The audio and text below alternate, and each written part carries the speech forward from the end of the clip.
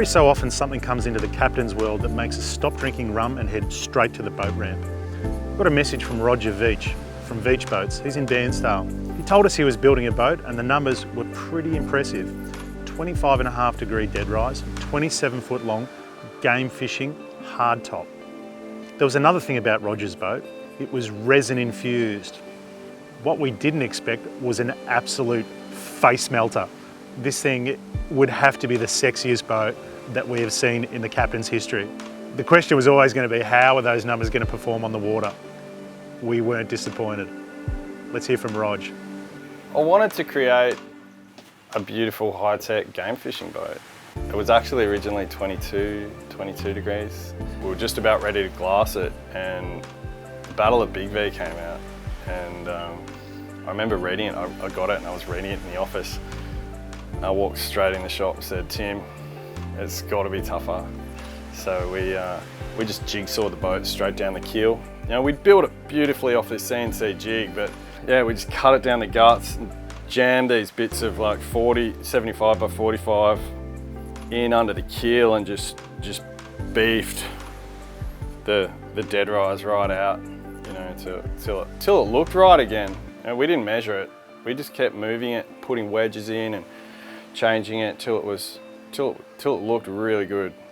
And that's what it was. I mean, we measured it months and months later and I was like, wow, shit, it's 25.5 degrees.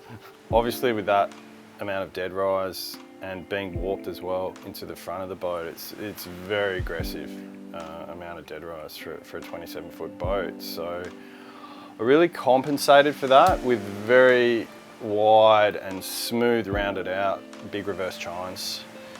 They really give the boat a sense of stability at rest, but more so when it's moving. A lot of water is working its way up to those chines and back down, and you feel that. The bow section of the boat is really quite flared. It's got a really aggressive dead rise right up in the bow, and the flare up in the top sides is more wedged than your sort of traditional Carolina flare. I wanted to create more buoyancy up in those top sections of the boat that you know, really kept that bow up. When you really go and dive into those big waves or pressure waves through the bar, you've got so much uplift and force because there's that buoyancy in there. It keeps the boat pretty dry too. We didn't get a lot of salt up on the windscreen yesterday. What makes the boat unique, other than the shape, is really the construction. You know, it's a big boat, yet it still needed to be light. So we had to go really high tech with the build.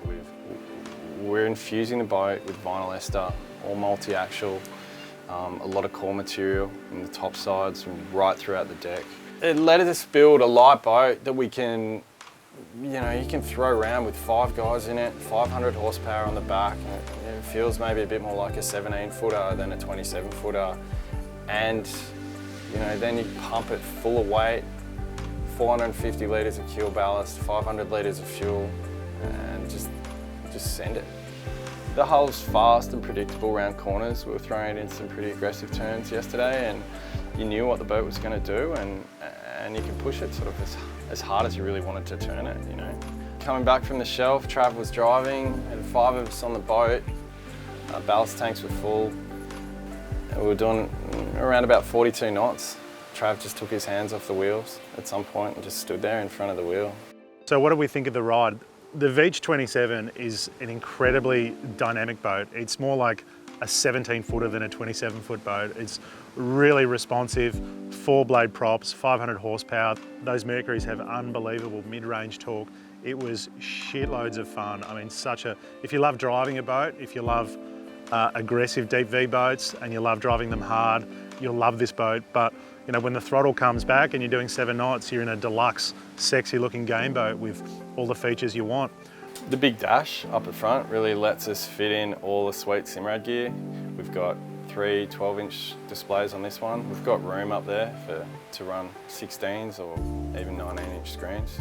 And it was great out offshore yesterday. We had, you know, running radar charts, high, wide and low transducers, and you know, we're finding fish and knew where we were going.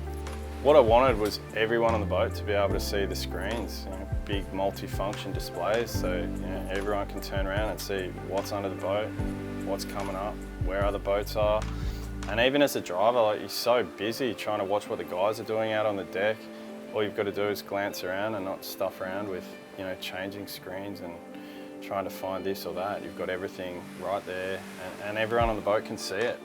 I worked with the deck line too. I brought the dash up a lot higher than traditionally in boats, because really it's only stopping you from seeing the deck.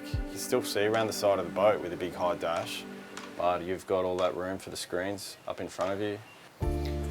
We went with the 4G radar. Yesterday we were out off the shelf and we were marking the long liners. You know, there were lines everywhere, and the radar was picking that up. And we were working in around them. That's where the fish seemed to be and the bait seemed to be. So we were in and out, and those things were everywhere yesterday. And we knew exactly where they were, exactly where to go, exactly where we'd been before. You know, and you know, we're looking at that and we're finding fish at the same time. It was really important for me to make the inside of this cab as big and as spacious as possible. We've done moulded furniture in the cabin here. The driver's side, we've fit a fridge in. We've got a sink and a chopping board in behind here, which is somewhere you can rig baits in bad weather. We wanted to keep, you know, the back of the boat pretty clean. And this is really a spot that we developed to have, you know, be able to work as a game boat. Big ice box under the passenger side. We've got 3 kill tanks in the floor, or storage if you want to use them for that. The main kill tank's 600 litres, 2 smaller ones on the side. Throw bait in there, whatever you want. There's a lot of accessibility to the cockpit for getting on and off the boat and bringing in big fish. There's a big dive door on the starboard side and a transom door as well. Really gives you sort of a lot of flexibility on and off the water. I'm not actually wearing these glasses because I think they look cool. I got pretty sunburnt yesterday out on the shelf. I feel like a bit of a dick. So there it is. That's very good. It's just, I mean, respect. You've got to respect the man. I mean, it's like, oh, totally original. You know, nothing else like it. Formulas are like fucking arseholes around here. Everyone's got one. Rog? If someone wants a sexy, fast, practical game fishing boat, this is your boat.